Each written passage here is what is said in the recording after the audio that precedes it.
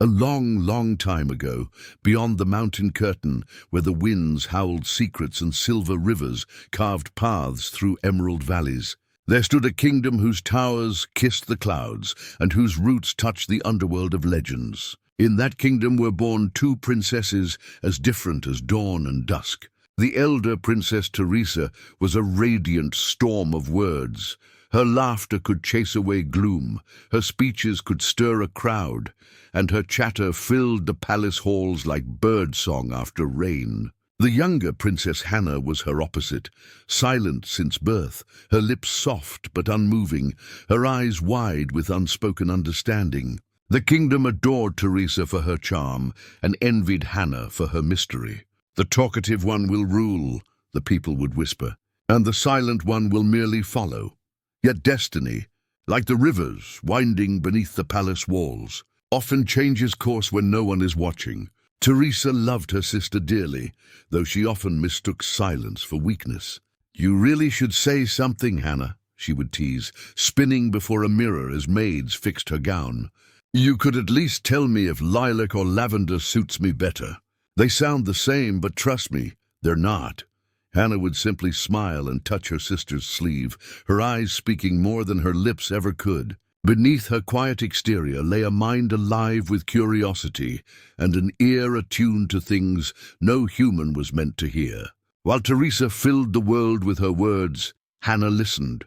To the creak of roots beneath soil, to the whisper of leaves sharing stories of the wind, to the sigh of rivers remembering the glaciers they once were. When the court musicians played, Hannah could feel the vibrations ripple through her bones like messages from another world. No one knew that the silent princess could understand the language of nature.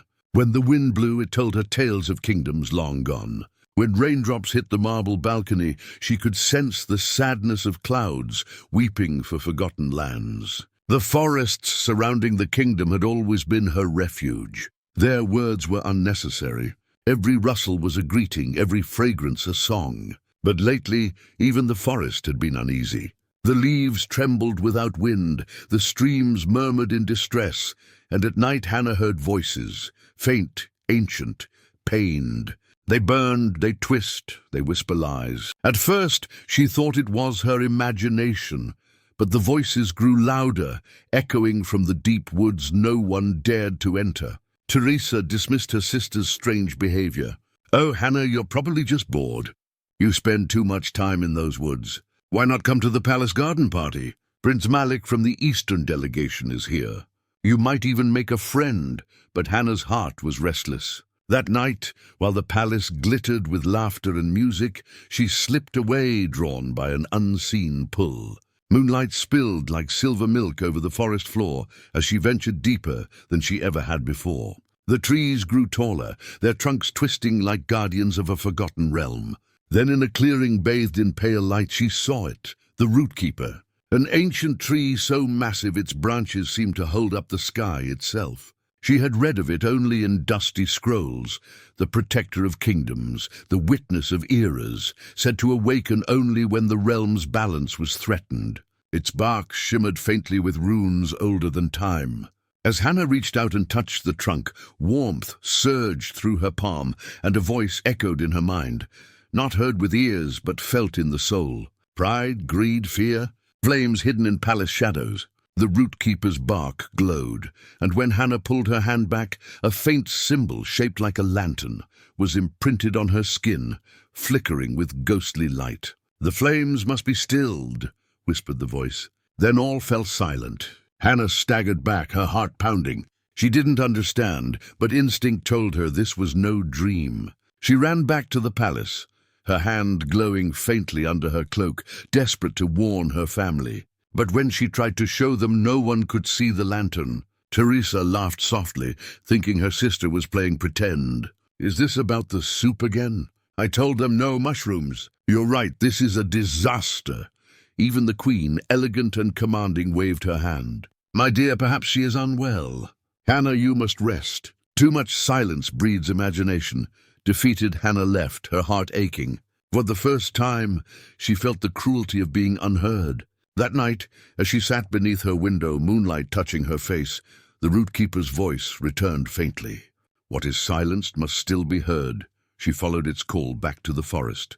The great tree trembled, and from its branches fell 3 leaves, one red, one blue, one yellow, each glowing faintly.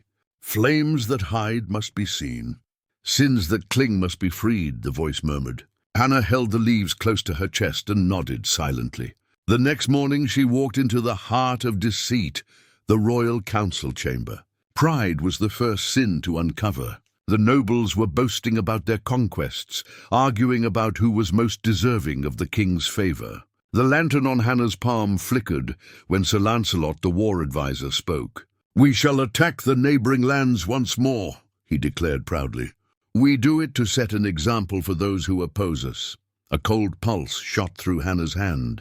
The red leaf glowed fiercely. She raised it quietly. The air shimmered. Suddenly, Sir Lancelot's voice changed, cracking with truth he hadn't meant to reveal. "Peace is for losers," he blurted. "I crave battle not for honor but for my supremacy." Gasps filled the chamber.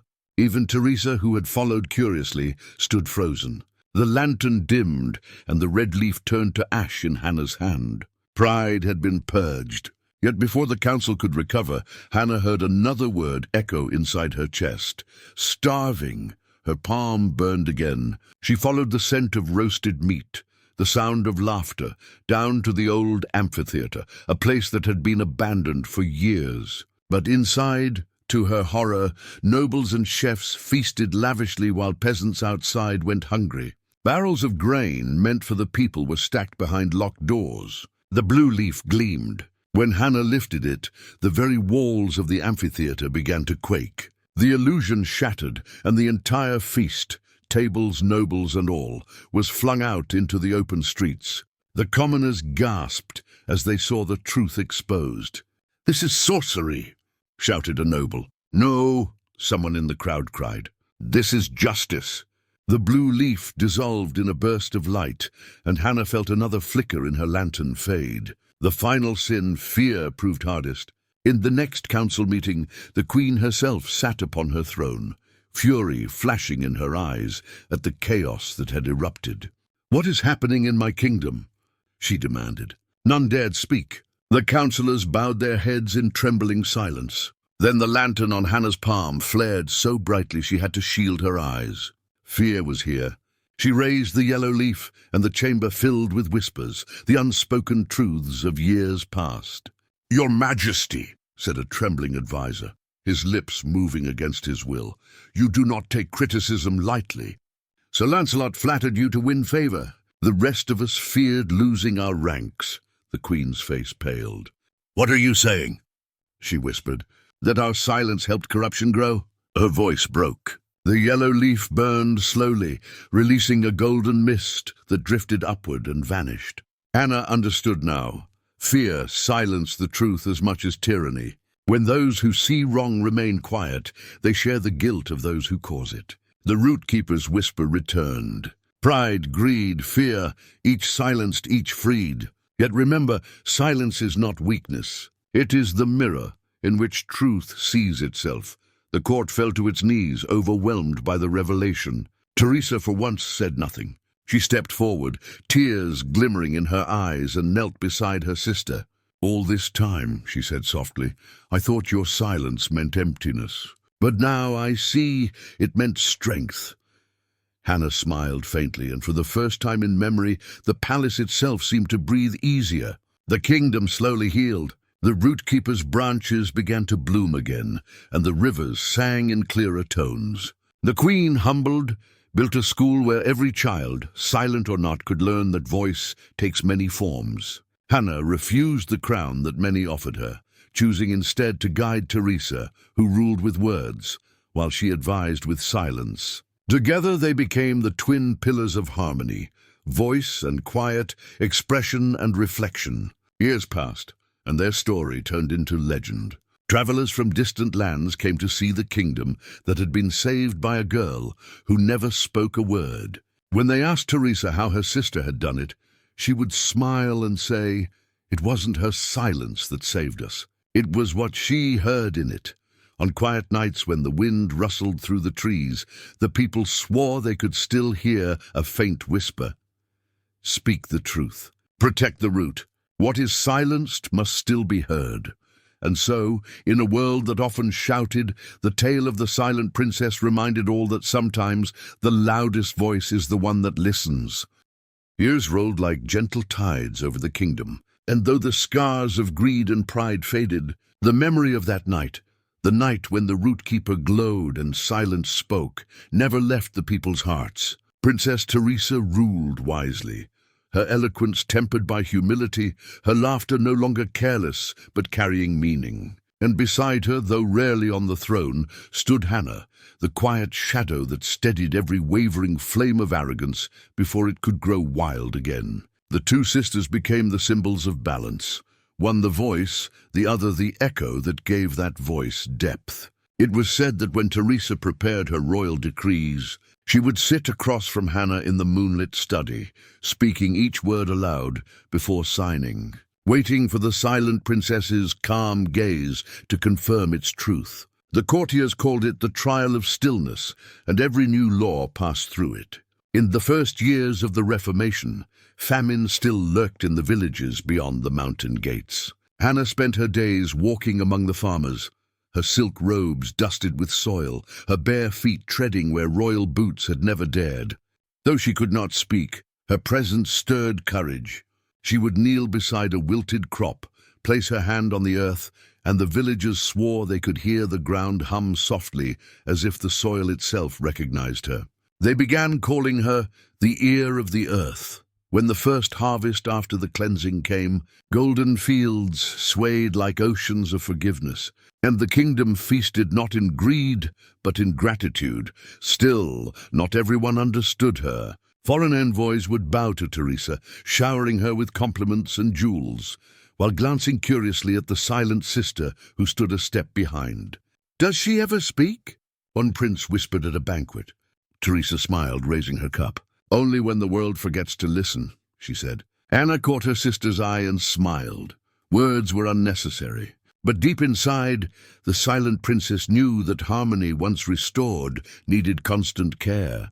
Pride was like ivy. It grew back if left untended. Greed could bloom again beneath gold banners, and fear, subtle as dusk, could creep into hearts even in peace. So Hannah created what no kingdom had ever seen, a school of echoes, a sanctuary for those whose voices were lost, dismissed, or different. Children born mute or those too shy to speak learned there to express through art, gesture, music, and writing. She taught them that silence was not emptiness, but potential, the space where truth gathers strength. Teresa visited often, her booming laughter echoing through the marble halls of the school, reminding all that voice and silence were sisters, not rivals. One spring, when the cherry trees were heavy with blossoms, a strange darkness returned, not from men's hearts but from the earth itself. The rivers began to recede, the air turned brittle, and the root-keeper's song, once vibrant, grew faint. Hannah felt it first, the tremor beneath her feet, a pulse out of rhythm. That night, she returned to the forest with a lantern in her hand, the same mark still faintly glowing on her palm after all these years. The ancient tree stood dim, its roots dry and cracking. "Why do you fade?" she asked silently, pressing her palm against the bark. A whisper answered from deep within, "Because the kingdom forgets. They remember the story, not the meaning." The realization struck her like cold rain. Peace had made the people complacent. They recited the tale of the silent princess, but stopped living its lesson. Merchants began hoarding again, courtiers sought titles, and the new generation spoke louder than they listened. Hannah closed her eyes. "Then let them hear once more." The root-keeper responded with a soft, sorrowful hum, and from its heart burst a scatter of glowing seeds that floated like fireflies into the sky, carried by wind toward every corner of the kingdom. By morning, the seeds had taken root wherever selfishness lingered. In the market square, one merchant who cheated customers found his gold coins turning to sand. In the barracks, a soldier boasting of conquests lost his voice for 3 days, until he apologized to a widow he had wronged. The people began to notice patterns. Those who acted without compassion faced small, poetic punishments, not of cruelty, but of correction. They called it the silent law, believing the goddess of silence herself watched over them. Teresa, alarmed yet intrigued, sought Hannah. "Sister," she said, pacing the study, "the people whisper that the spirits punish them. Is this your doing?" Hannah shook her head slowly, her eyes filled with quiet sorrow. "Then who?" Teresa pressed. Hannah wrote a single line on parchment. "The world itself teaches those who forget to listen." Teresa read it, then exhaled, understanding dawning. "Then we must listen harder."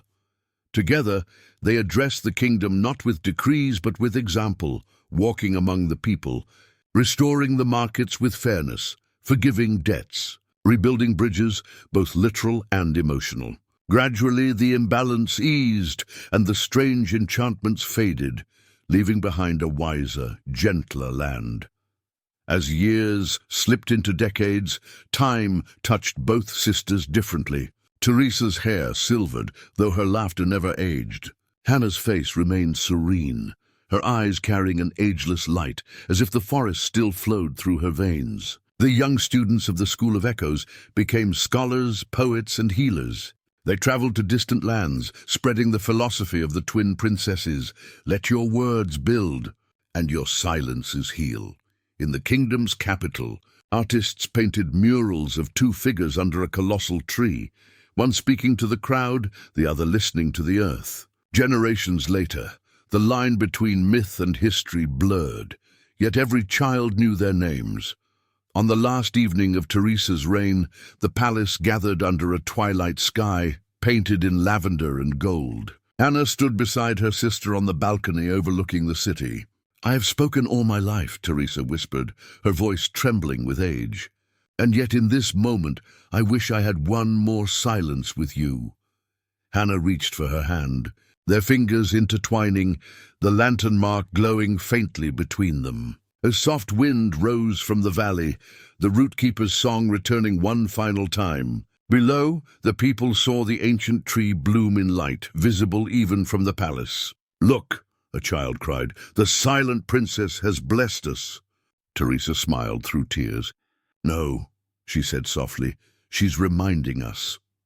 When Teresa passed peacefully in her sleep that night, Hannah lit a single candle at her bedside and placed a sprig of lilac, Teresa's favorite, beside it. She didn't weep. Instead, she walked barefoot to the forest as dawn bled across the horizon. The root-keeper awaited her, bathed in gold. "It is time," whispered the ancient voice. Hannah nodded. "Will the world remember?" The trees shivered, scattering petals that glowed like embers. "So long as they listen." She pressed her hand once more to its trunk, and the mark of the lantern flared bright, then dissolved into light that enveloped her entirely. When the glow faded, the clearing was empty, save for a small new sapling growing where she had stood. The people later found it and built a stone circle around it, calling it the Root of Harmony. Centuries passed. The kingdom changed names, rulers, and borders, but the legend endured. In schools, children enacted plays of the two princesses. In marketplaces, minstrels sang of the silent law. And on quiet nights, when storms brewed, old grandmothers would hush their grandchildren and say, "Listen to the wind. That's Princess Hannah reminding the proud to be humble." Scholars debated whether the story was truth or allegory, but in the oldest archives lay a parchment, edges brittle, ink faded, containing only 3 words in delicate handwriting: "Silence heals all." Even in the modern age, where towers of steel replaced castles and engines roared louder than rivers, the story resurfaced. A young scientist studying sound waves discovered that silence itself carried frequency patterns similar to those found in the oldest trees of that region. Her research site, the forest once called the Root-keeper's Grove. She wrote in her notes, "It's as if the forest remembers a voice that never spoke." Teenagers visiting the grove on school trips sometimes claimed to feel vibrations under their feet, faint and rhythmic, like a heartbeat deep within the soil. A legend spread among them. If you stand completely still, close your eyes and truly listen, you'll hear two sisters laughing softly, the sound of harmony itself. Thus the tale of the silent princess and the talkative princess transcended time. It became not merely a fairy story, but a mirror held to every generation that forgot to balance speech with listening, ambition with humility, noise with meaning. The twin virtues lived on in classrooms, families, and friendships. Speak when your words can help. Stay silent when your silence can heal. And somewhere, beneath layers of earth and centuries of memory, the root keeper still hums, guarding the rhythm of a world that learned, through two royal sisters, that silence and sound are not enemies, but partners in the same eternal song.